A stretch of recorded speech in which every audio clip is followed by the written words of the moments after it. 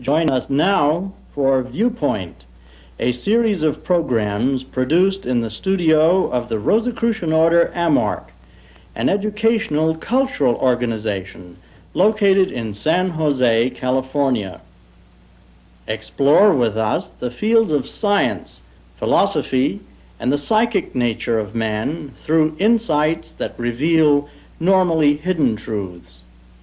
Our guest today is Mr. Ralph M. Lewis, Imperator of the Rosicrucian Order. Your host for Viewpoint is Miss Christy Knudsen, staff member with the Rosicrucians. Hello, I'm Christy Knudsen, your host for Viewpoint. I'm wondering just what kind of person you might be. Are you an open person, someone tolerant of new ideas, other customs, different beliefs? Do you experience a sense of oneness, of unity with nature and with mankind, a sense that seems to fill you with a need to help people, a need to be of service? If this does describe you, guess what? You are quite probably a mystic. If this comes as something of a surprise to you, it really shouldn't, because mystics are among the most creative, productive, sensitive, exciting, and vibrantly alive people on the face of the earth. Today we're going to be talking to Mr. Ralph M. Lewis, Executive Director of the ancient mystical order Rosicrucis, one of the world's most distinguished mystical fraternities. We're going to be talking about mystics and about their creative approach to life called mysticism.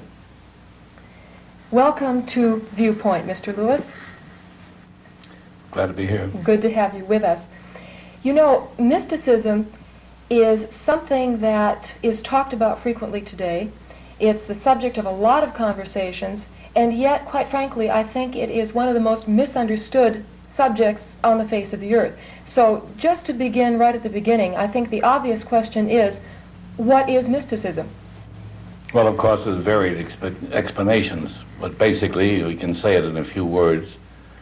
Mysticism is the individual's immediate and direct communication and awareness of the absolute, we may term it God, or the cosmos. And that explanation has been varied, however. And you might say, well, isn't that the purpose of religion, too, to help the individual to become more directly aware of God or the divine, whatever term he wishes to use? No, true mysticism makes a distinction, and that is that there is no intermediary, that each individual himself can make the direct personal contact. It does not have to be through anyone else. And the basis for that is that all individuals would have in them the same divine essence, the same universal soul force. Therefore, they have as equal contact with the absolute as any so-called designated authority or intermediary. Well, then why are people so confused? Why are there so many different explanations of what mysticism is? If it is this contact with the one, this experience of unity, why is there so much confusion about it? Well, perhaps it's due to the fact that the individual experience is different with each individual, and he tries to then objectify it, tries to interpret and describe mysticism by his personal experience, which you can't do. Mm-hmm. In other words, the word emotion is one thing, but the experience of the emotion is another. And therefore, you can't say that emotions are just exactly what you experience as an emotional thing.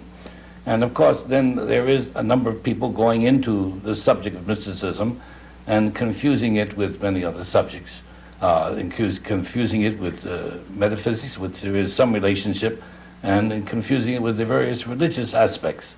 Every religion uses mysticism to some extent. Otherwise, the individual is intended through the means of the church or the means of the religion or the sect to come closer to the divine and to God.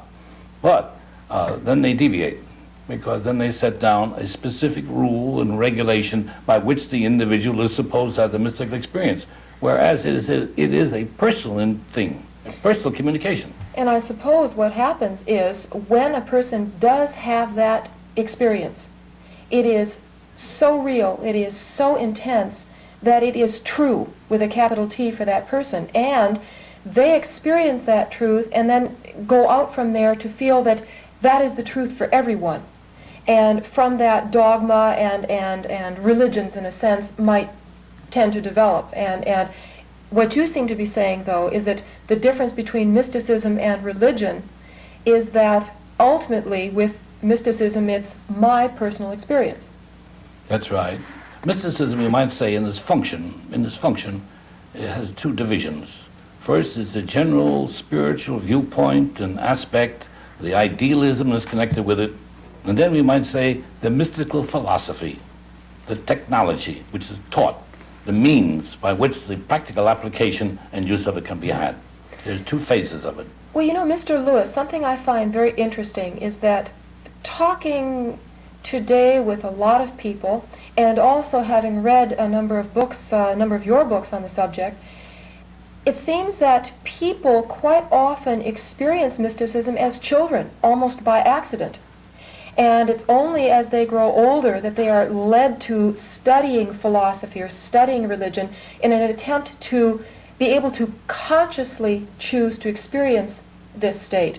Would you say that mysticism is an instinct in man, or is it something that man has learned over the centuries? How and where did mysticism begin?